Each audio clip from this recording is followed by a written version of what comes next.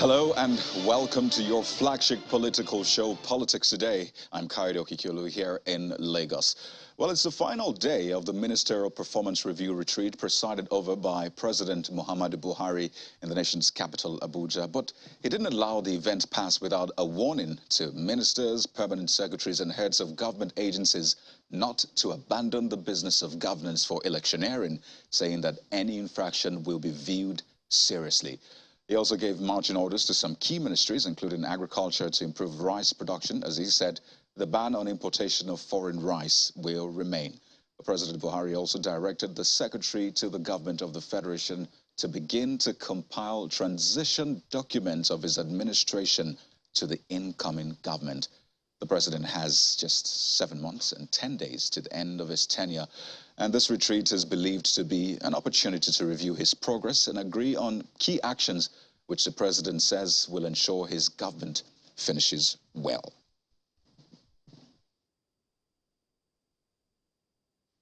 So, yes, that event ends and a lot of Nigerians will be appraising the government definitely across the key priority areas, 9 of them in all. But away from that, there have been reports of a scheme, a recent scheme, perhaps to possibly remove the chairman of INEC and scuttle the use of a bimodal voter accreditation system, that's BVAS. Now, these claims were made by the Coalition of United Political Parties, CUPP. But today, the Independent National Electoral Commission, INEC, has cleared the air by assuring Nigerians that there is no plan to discourage the use of BVAS and the electronic transmission of results.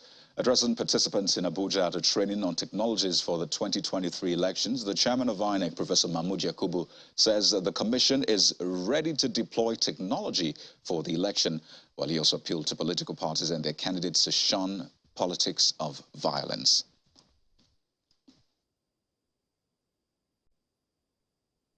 Yes, break for the media to please.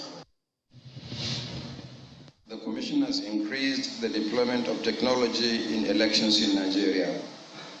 In the last 2 years, systems and portals have been designed and developed to cater for different electoral activities, ranging from voter registration and accreditation, result transmission from the polling units, the nomination of candidates by political parties, to the accreditation of polling agents, observers, and journalists for elections.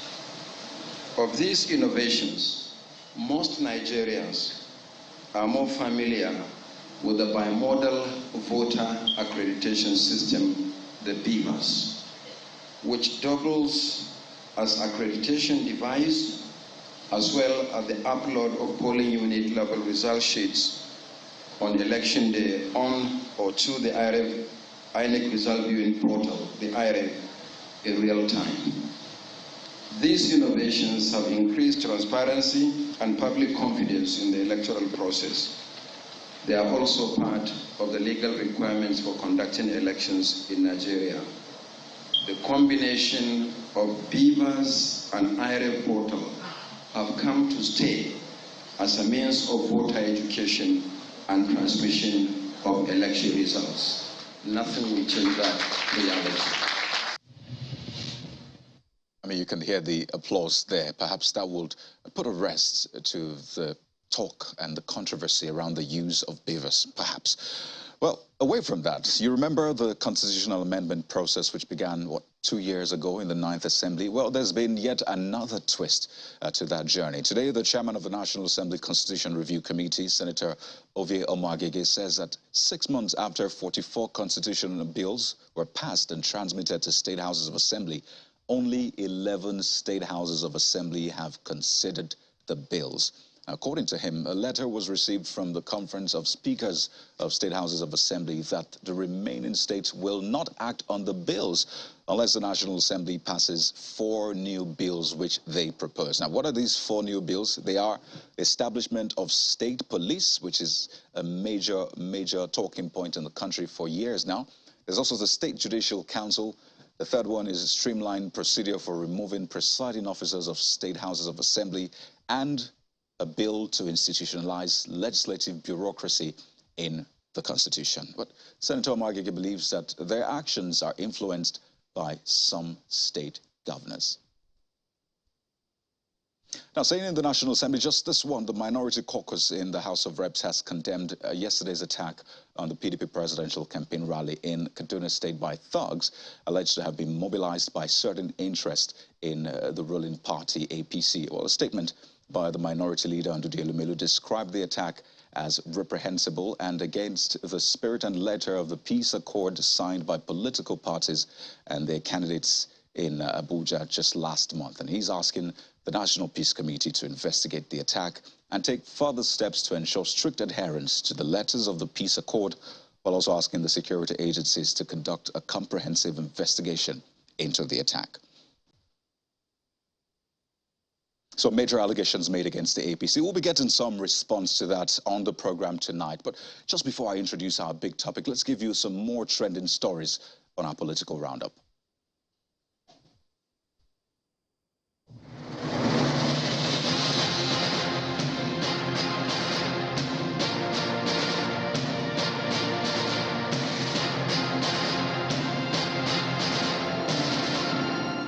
The National Assembly Constitution Review Committee says 6 months after 44 constitution bills were passed and transmitted to state houses of assembly, only 11 states have demonstrated independence and loyalty to the country, as they are the only ones who have considered the bills. Chairman of the committee, Senator Omagege, stated this during a press conference at the National Assembly. According to him, a letter was received from the Conference of Speakers of State Houses of Assembly that the remaining 25 states will not act on the bills unless the National Assembly passes 4 new bills, which includes state police. Senator Omagege stated further that their actions are influenced by some state governors. We are aware of the undue interference with legislative processes and political capture of some state houses of assembly by some state governors. A group under the aegis of Olu Political Consultative Assembly is calling for immediate investigation and prosecution of the former governor of Imo State, Emeka Ihedioha, by security agencies. This is coming after a leaked audio of the former governor allegedly making utterances about the insecurity challenges under the Uzodinma-led administration in Imo State. Mr. Emeka Ihedioha has since denied the allegations. The group has, however, given a 48-hour ultimatum to the security operatives to arrest the former governor. Opoka, on the other hand, will never allow this heinous crime against humanity, sponsored by Ihedioha, be swept under the carpet. The Borno State chapter of the People's Democratic Party has flagged off its campaigns ahead of the 2023 general elections for the governorship, national and state assembly elections. The event, which took place at the Shehut's Palace, is considered to be an endorsement by the traditional institutions in the state. Candidates of the party at the event say the PDP has better programs and policies to bring the state out of its humanitarian crisis. The entire North, it was an intervention to take care of,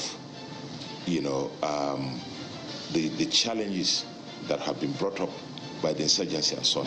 And the Ogun State Governor, Dapo Abiodun, has flagged up the 2023-2025 medium-term expenditure framework and 2023 budget as he engaged residents, leaders of thought, market men and women, members of the organized labor. Speaking at the event in Ijebu-Ode, Ogun East Senatorial District, Governor Abiodun says the budget will focus on critical infrastructure to aid the ease of doing business, improve security and attract more foreign direct investments.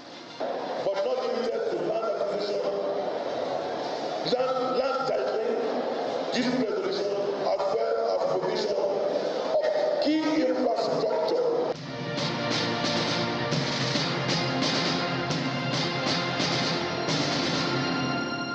So let's begin our conversation tonight. As Nigerians shop for a new leader come 2023, the governor of Rivers State, Wike, has advised the electorate to look out for capacity and competence in choosing who leads Africa's most populous nation next. Well, Governor Wike, who was speaking in Lagos during a women conference, says that Nigerians should be wary of those who drive what he described as ethnic agenda. Take a listen. I'll be back to dissect this.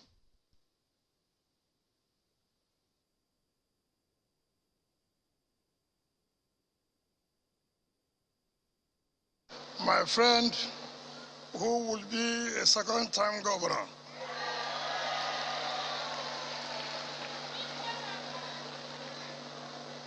Mr. Babajide Sanwo-Olu.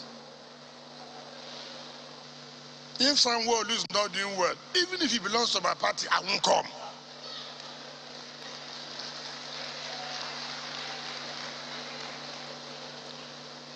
So, for me, if you're in my party and you're not doing well, you won't see me. If you're not in my party and you're doing well, you will see me. And that is what I stand for. And I will not regret to say that I'm in support of you.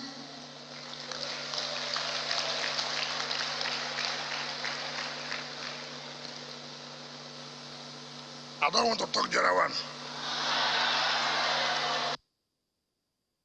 That was just a part of the wider statement and speech that the governor made. But understandably, this particular one has been trending so far. We'll get into that, but having set the background, let's analyze the ideas of one of the parties and its candidates, as well as other key issues that have come up in the build-up to this next election. We're joined on the program tonight from our Abuja studio by a former aviation minister, as a special advisor to the PDP presidential candidate, Atiku Abubakar, and campaign counsel, Mr. Osita Chidoka, is our first guest on the program tonight. Mr. Chidoka, it's good to see you again, and thank you for joining us on the program. Thank you very much, and good to see you too. Well, let's begin with, what came out of Lagos today. Yes, it was just a part of Governor Wike's speech, but it's trending clearly. Governor Wike declaring support for a candidate of the APC next election, that's Governor Sanwo-Olu, knowing fully well that your party, the PDP, has a candidate in the election. Would you consider that anti-party activity?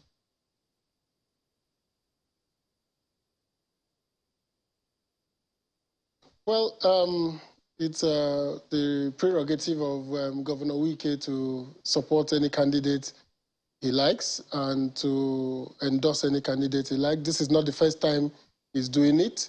In Anambra State, during the Anambra governorship election, he did not support the PDP candidate in Anambra. He said it would be against his conscience to fight against his friend who was running for governor. So I believe that this is consistent with his style, and he's at liberty to choose who he likes to endorse. But I don't consider that important because Lagos State people are not going to depend on a non-Lagosian to tell them who to vote for governor. Well, the question is particularly for your party, the PDP. They say that you should be a party man in all that you do. So is this anti-party activity? I imagine if everyone goes around endorsing other candidates, and when you have your own candidate clearly, so just to be clear, within your party's constitutional framework, is that an anti-party activity? So our party does not have the constitution of the party, and I'm not aware of any section that prohibits people from expressing their democratic rights. For me, it is for the party to determine, the PDP in Rivers State and the PDP at the national level, the ESCO, to review that and see whether it is against any tenets of our constitution. But if the question is if it is morally right, it is not morally right. To be wearing the flag of a party, to be the candidate of a party. You became governor, you served that government as a minister, and you became governor under the same PDP, and now you're endorsing candidate outside of the PDP. I think there's a morality issue here, and I hope he will be able to address that sooner than later. For people following this, string of events, seeing him declaring his support for an APC governorship candidate, do you fear that this might even blow even bigger to supporting the APC's presidential candidate? Because, it's just, some will say, it's just a step away anyway. Well, we'll wait and see how that plays out. But it is important to understand that this is, like I said, his consistent character, and he's done it before now. He's doing it again now in Lagos State. So the party needs to review its processes and procedures. If there are no actual provisions against such behavior, the party must provide for that. And like I said, he's at liberty. He's a second-term governor. He's not standing for any election. He's at liberty to do most of the things he's doing because he has no skin in the game, as it were. But it is important to, say that if you want to support the presidential candidate of any party, you're free to do so. But you have a moral responsibility not to be sitting on a PDP seat as a governor, not to be sitting as a PDP governor and be talking about other elections and other candidates. So that moral burden is more on him than it is on PDP to justify why he's taking that position for a party that has been very good to him, up to the point from local government chairman to being governor of a state. So just before we talk about your candidate, your party, and the recent moves, campaign moves for the election, let's just get this out of the way. Governor Wike has said time and again, as well as other governors, the G5 as they are called, that they will not be involved in this campaign until the national chairman steps down for a southern person to take over the helms of affairs of your party. And I wonder, within the maybe presidential campaign council where you are, do you consider Governor Wike and the other governors a lost cause? Do you think they even bring any value in the first place? No, we don't consider them a lost cause. I can't speak for the council, but I can speak for myself. I don't consider them a lost cause. I consider that we are in a political season and everybody is trying to maximize advantage. But it's important to also remember that, you know, the discussion about whether the chairman of the party will leave has been a consistent conversation in PDP with Governor Wike. He wanted McCarthy to leave. He wanted Secondus to be chairman. Secondus became. He wanted him to leave at some point. He brought Sheriff as the chairman of the PDP, and then he wanted him to leave, and they went all the way to Supreme Court. He brought Yochi Ayu as the chairman, and now he wants him to leave. So even the next chairman is at risk if he continues to be governor, that at some point he may want that chairman to leave.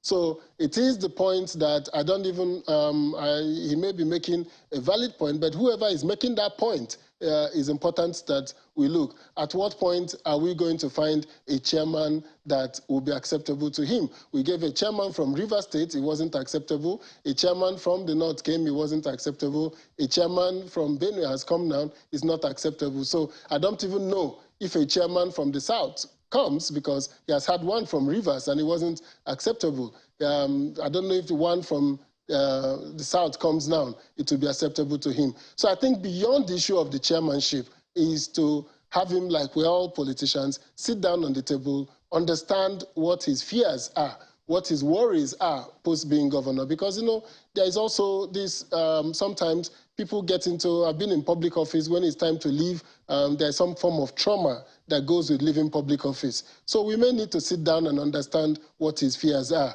and what his worries are, and then see how we can assuage it. That's the power of politics. That's why we have a matured presidential candidate in Atiku Abubakar. He should be able to listen to him, understand his pain points, and see how we can resolve it. Did you say understand his pain points? Is the thinking that Governor Wike is pained, going through trauma, as you said? So his pain points, I'm saying his pain points, what are the issues? That's the pain points. What are the issues that he needs to be resolved before we go to the elections and before he leaves office? What are the issues? So if there are issues, he should raise it, and the party should be able to be bold enough, or the presidential candidate will have a listening ear to understand those issues and see how we can assuage them. All right, so let's talk about your candidate. I mean, he's been in the news. You had a campaign rally in Kaduna. We'll get to that. Prior to that, he had that engagement, the Arua Joint Committee, and other candidates as well had that kind of engagement. But his has been quite controversial. And for those who think that, well, he should apologize about the statement he made that the North needs a Northern candidate, not an Igbo or Yoruba candidate. And I know you're fully aware of that. So for those who are asking him to apologize for those statements he made, what is the thinking of a campaign council, the candidate himself, regarding that? Well, I think that, you know, the thing I like about politics is how people can stand up on something, you know, a statement is made, is misread, is misinterpreted, and is turned around to make up for, you know, campaigning. It's politics. So Alhaji Atiku Abubakar was addressing Northerners, and he was explaining the need for Nigeria to have a president, a pan-Nigerian, to say, I'm a northerner like you, but I'm pan-Nigerian. I've built bridges across the country. Why is anybody not quoting that part of the statement? Why is anybody not talking about the fact that he said, I have been 35 years, I've built bridges across the country, I'm a pan-Nigerian. So what we need now is not an Igbo president, a Yoruba president, or an Hausa president for that matter. What we need now is a Nigerian president. And that's the statement he's making. That what we need now is a president, a truly pan-Nigerian president, a president that brings to the table the capacity to listen to our issues and to solve the problems. And I think we need to move beyond these political gimmicks and gimmickry that goes on. When people say one thing, we turn it the other way around and we use it for political ends. The point he's making is a very clear point. The point that we need a Nigerian president. We need somebody that will unify the country. We need somebody that will understand the issues and be able to solve them. So I don't think that is a statement that warrants any apologies or any discussion. It is for President Atiku, Vice President Atiku, to continue to explain himself to the to the public. He has, we still have 4 months in the campaign, so he needs to go out and explain his agenda that he is a Nigerian president. He is a president that is desirous of making sure that all parts of Nigeria feel wanted in Nigeria, feel united. He needs to unify the country to be able to propose the difficult solutions that must be applied to make this economy and the country work again. So I think that the emphasis on his response to a question and all that he said to one line of that statement is unfortunate. It just goes to what we do when politicians speak. I remember when Barack Obama spoke about the Bible and the guns in the South, and the Republicans held on to it, saying, you know, he's accusing them of being of guns and Bible. But, you know, this is politics. He still came over it and still won the election. Because Mr. Chidoka, if I could comment now. So you added a third line, and it's important to just lay this bare. You added a third line saying that he also said they don't need a northern candidate. But what he said particularly was that's referring to the northerner, doesn't need a Yoruba candidate or an Igbo candidate. He didn't say or an Hausa candidate, which you added. Yes. So in the context of that, why, some will ask, why not also say, well, the northerner doesn't need a Hausa candidate, just a pan-Nigerian or a nationalist candidate? Yeah, but if you look at the logic of his first part of his statement, where he said what the northerners need is a Nigerian, somebody who knows the northerner, who knows Nigeria, who has bridges across the country. My point is that this is still early days in the campaign. He has 4 months to talk to Nigerians. Okay, so what he said particularly, if I could just quote. He has 4 months to talk, so we are going to hear him as we progress in the campaign. Okay, what he just said, just to put it on record, is I know what the average northerner needs is somebody who is from the north. And I mean, the words are out there, the statement is out there as well. But as you said, there'll be no apology for those who might be considering that. I'll still stay with his engagement in Kaduna State. And this diverts to something the INEC chairman spoke about. And I think it's important to just lay it bare as well. And this is about fears around violence during this campaigning period, and hopefully not spiraling into the election proper. I'm not sure if you were in Kaduna yesterday, but your candidate spoke about it. The House Minority Caucus has spoken about it. Even members of your party have spoken about it. And you're accusing the APC of being responsible for that. Is there any proof to that? And what are you doing for remedy? Well, we're not the ones we can't take the laws into our hands. We're not the ones to remedy the situation. It is the government of the day, and it is the law enforcement agencies that will remedy the situation. We are victims of violence. I wasn't in Kaduna myself, but from reports I've read and things I've seen, we're the victims. So we can't take the laws into our hands. We're expecting the government and the law enforcement agencies to respond appropriately.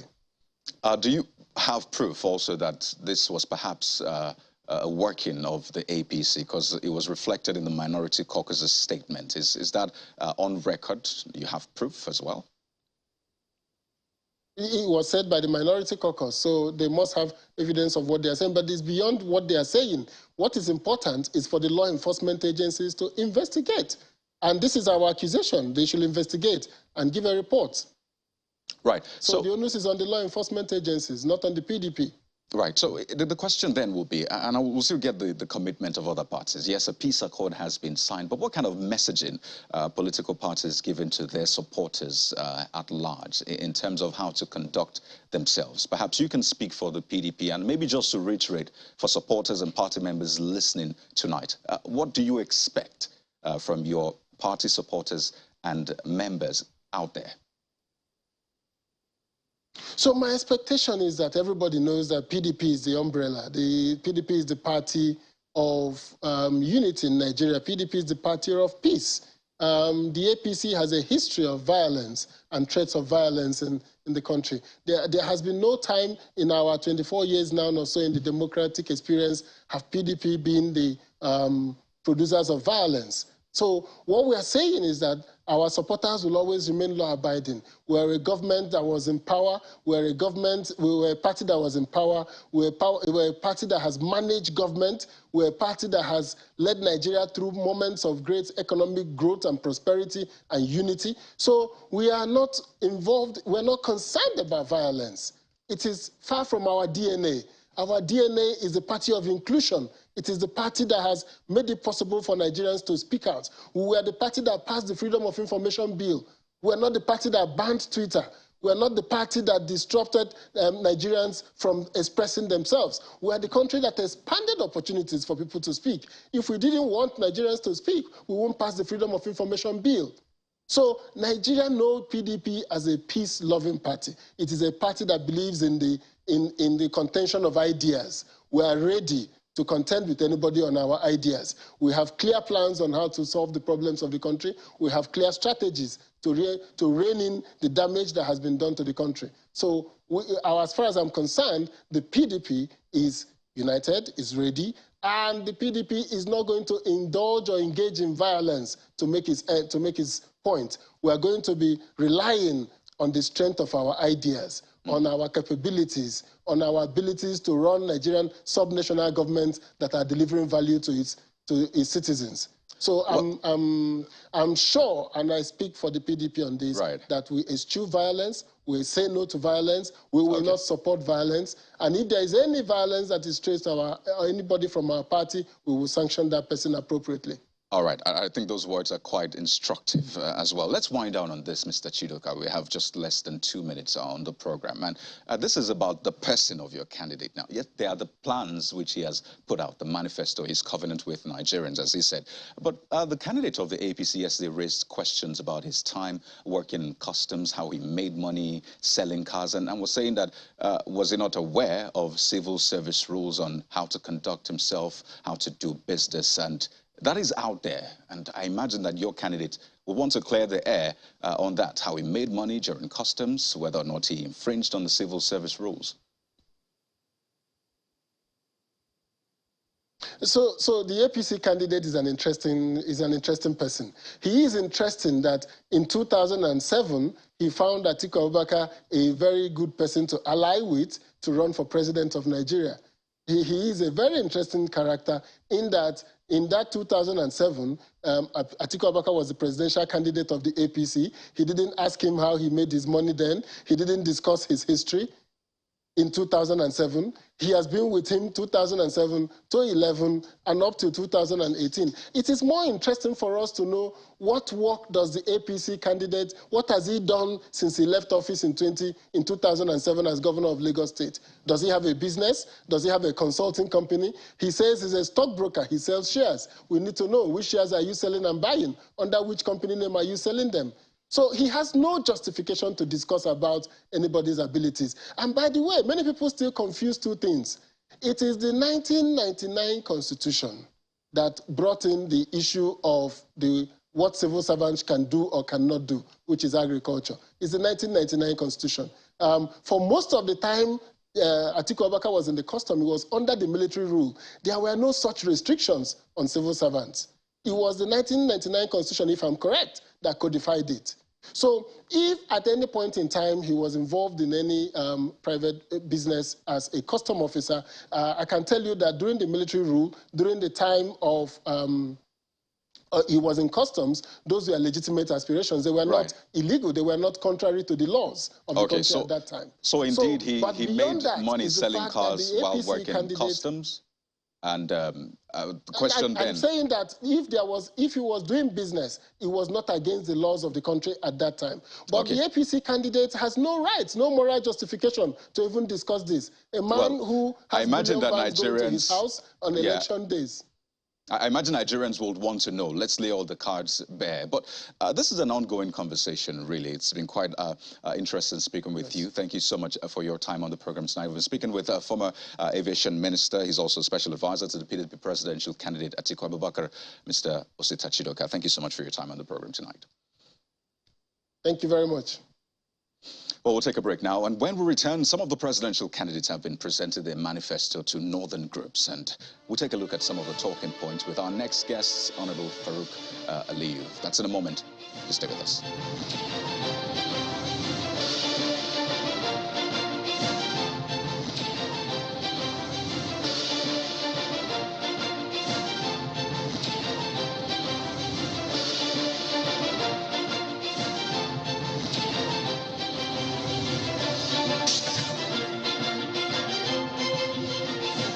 Welcome back to the program. Now, while President Buhari and his administration, while they review the performance of this government across the 9 key areas which it promised Nigerians it will deliver, the presidential candidates who are looking to replace the president come 2023 have been making their pitch at various gatherings, the most recent being at that Arawa Joint Committee in Kaduna State, northwest Nigeria, where various groups, northern groups, converged to interact with those presidential hopefuls. So we'll be speaking to the talking points tonight as it concerns governance and politics in Nigeria. To do that with us is a former minority leader in the House of Representatives, also an APC chieftain, Honorable Farooq Aliyu. Thank you, Honorable, for joining us on the program tonight. Well, let me start with the outcome, perhaps, of the Arawa Joint Committee. It's been said that perhaps the Joint Committee might be endorsing a candidate for this election. Is that correct? Well, I'm, first of all, not part of the leadership of the Arawa forum that called for the meeting. But I don't think so. I don't think so. I don't think they are going to endorse anybody. They shouldn't, because they're supposed to be an umbrella for the northern people to air their views, vent whatever thing they want the candidates to know. So I'm sure they will listen to the candidates and then probably give objective analysis on all the candidates and for the people to decide, because that organization is supposed to be apolitical. So I don't think they are going to endorse anybody. I don't think so. We've seen some other groups say that, well, yes, we understand that, but this is the candidate we want. So do you think, I mean, the Constitution, they say, allows you freedom of association. You have the freedom to choose. Do you think that it doesn't apply for these groups as well? Well, it does, but I don't think the northern elders this time around, I don't think it's in their place to endorse anybody. Because look, first of all, we are Nigerians before you become a northerner or a southerner or from whichever part of the country you may become. You know, so, and I'm sure they're not going to endorse any. And if they do, I wish them luck. Do you think that might affect the outcome of this election, maybe tilt it against your candidates if there's an endorsement by the groups? Well, I don't think any organization, any such organization should endorse any candidate, whether the Northern Forum or the Southern or the Ohanese or whoever. But even if they do, I don't think it will matter, because this time around, I think the people of the country are wise enough to decide who should govern them, who should lead them. You are just playing what Wike said about Sanwo-Olu. So you could see that these things are just a thin line. So whether they say it or they don't, whether they endorse anybody or they don't, it might be a mileage on the face value, but the actuality of it will be determined by the people. And I don't think that will have anything to do. And look, these associations, I think, should try to unite the country should try to unite the people, because leadership has got nothing to do with ethnicity, tribe, or religion. Absolutely. People need to know this. The elites in this country need to educate the masses of the country that leadership has got nothing to do where you come from. Well, now that you mentioned Governor Wike, he's described himself as a beautiful bride that everybody wants to court and have on their side. I mean, is your party also doing that? Are you perhaps trying to get him on your side for the presidential candidate this time around? Is that something that is in the works as well? Yes, we are. We are talking to Wike. We're talking to so many of them. Of course, it's politics, you know, so we're not enemies of Wike. And he's a very important person in this country, a governor, any governor for that matter. And you cannot ignore River State. So if Wike decides to come to us, we'll gladly welcome him. And we're talking to him. I'm confirming to you that we're talking to Wike. Yes, we are. All right. So your candidate made quite a pitch at that joint committee, the Arawa Joint Committee in Kaduna yesterday, and it's been a major talking point, really. And one of the things he said, we just spoke with Mr. Chidoka, and I mean, he referenced Mr. Chidoka's candidate, saying that, well, there are questions about how he made money in customs, and this is just to get your response, because for Mr. Chidoka, he's wondering, he doesn't have a moral right to actually ask those questions, since he actually said that he supported him in 2007. So from where you sit, do you think that your candidate has the moral right, as Mr. Chidoka said, to ask those questions of Mr. Atiku Abubakar? Well, in politics, yes, he does. He does have, because it says that, look, if he has anything against our candidate, he should also say it. And in 2007, when Ashwaju Tinubu endorsed him, I mean, he ran to him. He ran to him for solace. He ran to him for copper. He wanted, you know, a place that he could contest the election. And Tinubu gave that to him. So I don't think that has got anything to do that in 2007 he didn't see that and now he's seeing that. But look, the truth of the matter is that whether my candidate or any candidate for that matter need to explain his source of wealth. That's okay. There's nothing wrong with that. So, which means my candidate, the way he spoke, he's willing to declare his own assets. He's willing to say exactly how he made his own money. So, if Atiku Abubakar is not happy with it, or his associates, they should come out and explain, okay, how did he make his money while he was in customs? And remember, I mean, my brother, Chidoka is my brother, my very close friend. I mean, he had the audacity to even say that, look, he was working in government and he made money while he was working in government. Come on, my brother. I'm going to speak with him when I leave this place. I don't think anybody who is working for government or a civil servant or a public servant should be bold enough to even say that I have made money or I am making money while I'm serving the people. I don't think that's right. And I think my candidate is right for saying, let him justify how he made his money. And if anybody has a question about our candidate, let them also throw it. Right, we'll come to that. So does that mean that your candidate would actually support someone of questionable character, since he did that wholeheartedly in 2007, and now he's questioning you know, his character, his morality? Does that mean he will do that? I am sure back then my candidate didn't have all the records. He didn't know of all these things. Whatever he asked now he knows better. That, look, we need to find out the source of Waziri Adamawa, how he made his money while he was in customs, yes. You said your candidate will disclose his assets. When will he do that? Well, let him, when he becomes the president, of course, before he does that, he will, certainly, before swearing, he will. Definitely, I assure you that my candidate will come clean with the people of this country. Perhaps the source of his wealth and how he made his money. Right, perhaps this also presents an opportunity to speak to that, the source of the wealth, because that has been a major baggage around your candidate in the build-up to his to this election, how he made his wealth, his history, his background, and all of that. And it's just like a cloud hanging over his head. So perhaps you can clarify that one. How did he make his money? Well, you know, probably these questions should be sent to him directly. But let me tell you, this is a person who was a governor for 8 years. And these things keep recurring. They keep coming. When he wanted to become a governor, they said it. I mean, the senator first. you know, and he came clean, became a senator, he became a governor, he was there twice for that matter, and he's still there. And he's been investigated upon investigation. Nuhu Ribadu, who was chairman of EFCC, everybody knows in this country he's probably the best person that EFCC has ever had, investigated Tinubu. He didn't find anything. That is even why he finds him worthy of being an associate of his. So you could see that. I mean, our candidate is there. And look, we're not stopping anybody.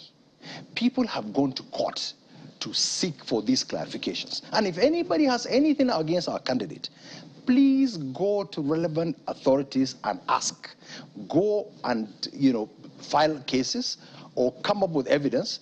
If they are proving, our candidate knows what to do and he will do, and we will all follow him to do that. I think this presents a golden chance, Honorable, to lay the records and set them straight, as it were. Are you saying that you do not know actually how your candidate made his wealth? I mean, I imagine it should be common knowledge, at least within your circle.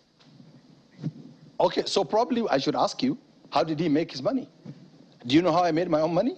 He's not my candidate. Exactly. And so I imagine that you meet with him listen. from time to time. This is for the benefit of Nigerians. Of course. Who have asked time and again. Of course we do.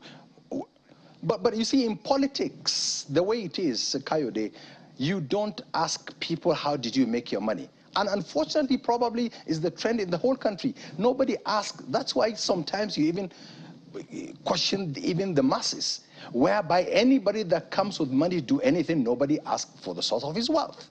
So, but now that if you're coming to public glare, you're looking for an office like that of a president, the people of the country have to ask, they need to ask. But then going beyond asking, if he wins, there will be declaration. He will declare his assets for everybody to see. And I assure you that if Tinubu wins the election, by the grace of God, he will. Right. He is going to come clean. And look, I also challenge Nigerians. If anybody has any information about illegal wealth that Bola Ahmed Tinubu has gotten, please come out. We don't want anybody to keep it secret. We don't want anybody to hide. We want anybody to come out and say anything against our candidate. And I tell you, we will come to defend it. And if it's not defensible, we'll tell the people that it's not defensible. But so far, everything he has is defensible. So as you say that, I mean, nothing illegal can be traced to him whatsoever. Well, so far nothing. Just like nothing illegal can be traced to Kayode. All right. For now. So your candidate today spoke at that retreat, saying that he will actually continue with the legacy of President Muhammadu Buhari. And this, I mean, a lot of Nigerians will be listening and internalizing that. And I mean, President Buhari has said he has met the yearnings of Nigerians. But being a close friend of this government, Honorable Farooq, you speak frankly from time to time, at least, on issues that are brought up. Would you say that this government has actually fulfilled the promises it made to Nigerians, such that your candidate can then take it on from there? Well, we cannot say that we have fulfilled everything. There are challenges. Yes. This government has done its best and is doing its best. But whether we have reached the goal we want, no, we have not. There are challenges, of course, and we cannot, as a government, come and deny. The security situation, yes, there are challenges. The government is trying its best. The economic situation, which is like all over the world, the government is also trying. So these challenges are there. But do we have the willpower to do it? Yes, we do. Are we doing our best? Yes, we will. Is our candidate going to continue with that? Yes, our candidate is going to continue with that. But then you see, in governance, there are certain things that probably when Tinubu comes, will make amends, because Buhari is different from Tinubu, Tinubu is different from Buhari. So, of course, there are certain things, because this government has put in place things that will, anybody, whether APC wins or not, whoever comes, will certainly build on what we have done or what we're doing in this country. It's for the good of all of us. And remember, this country belongs to all of us. When you go to the market, nobody asks you which party you belong. Right. So when you say that President Buhari is different from your presidential candidate, Alhaji Tinubu, and vice versa, what would you say is his strength over President Buhari? Because I imagine that with time, you might be presenting a better candidate with strengths in one area compared to the other person. So what are his strengths compared to President Buhari? Well, about Bola Ahmed Tinubu, you could say, first of all, he was a governor. He was a governor of a state in recent times. We've seen what he has done in Lagos. So in that respect, if you microzone Lagos, you know, compared to the whole Nigeria, you will find out that, look, he has done extremely well to build on what Muhammadu Buhari is doing. So those are the kind of strength that he has over the present government, you know, which means if he could do that in Lagos, translate Lagos to the whole of Nigeria, that's the advantage that we're going to have when Tinubu comes as president. So essentially the major strength, his only strength over President Buhari is the fact that he was governor at some point. Don't forget that there are other candidates who are governors as well. Well, yeah, of course there are, but I don't want, you see, I don't want to go into personality issues with other candidates. But I assure you, I tell you that everybody in this country is proud of Lagos. All of us. We are proud of Lagos. We are proud of what's happening in Lagos. And the architect of modern Lagos is Bola Ahmed Tinubu. You know, so, and you also cannot deny the fact that Bola Ahmed Tinubu has invested in people as well. There are so many people that can be traced to Bola Ahmed Tinubu. He has done that from the vice president of this country to so many other people. So that also is a strength on his part, which means he is also going to build on the people. He is going to invest in the people of this country. On a final note, as to your campaign plans, presenting this before the Nigerian people, is it any definite date now? Is there any something that Nigerians can hold on to? Yes, I can confirm to the whole country that by Friday this week, our campaign council will be inaugurated, and everybody is going to be carried along. I mean, look, you see, we've just stayed back to see what others will do, and we've seen, and we're coming out with a bang on Friday, God willing. And when will the campaign start? Immediately after that. So that's Saturday on Friday, or Monday? When it's inaugurated, our program is going to come out. All right, we'll be looking forward to that. I mean, a lot of people will not forget easily how there's been postponements. But Friday, you say, would like to thank you so much. Honorable Farooq Aliyu is former minority leader, House of Representatives, and an APC chieftain. Thank you so much, Honorable, for your time on the program tonight. My pleasure.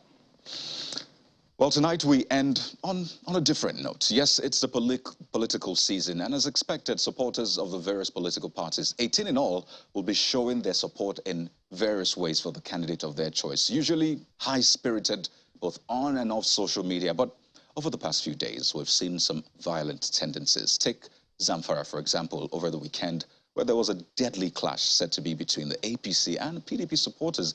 Then in Kaduna yesterday, where the PDP rally was said to have been disrupted by suspected thugs. The social media space also sees its fair share of toxic comments day in, day out. But what's the point, really?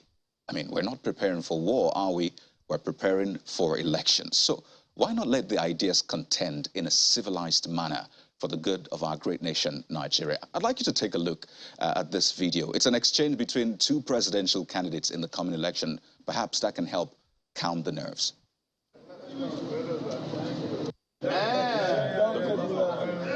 Okay, I told you yesterday that you were. I told you yesterday that you were. Yeah. Jagaba. Atiku. Jagaba. Atiku. Jagaba. Atiku.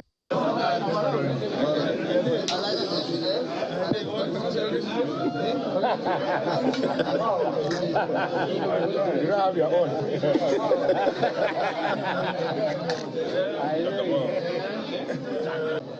So that's the presidential candidates of the All Progressives Congress and the presidential candidates of the People's Democratic Party meeting at the airport in Abuja yesterday. And you see how they just shared banters, as they said. So the question is, can you shake hands with a supporter or member of an opposing party like that? Elections, yes, is serious business. But as a former president of Nigeria, Goodluck Jonathan, once said, nobody's ambition is worth the blood of any citizen. Well, on that note, we have come to the end of your flagship political program, Politics Today tonight. Thank you so much for being a part of the show. I'm Kayode Okikilu. Good night.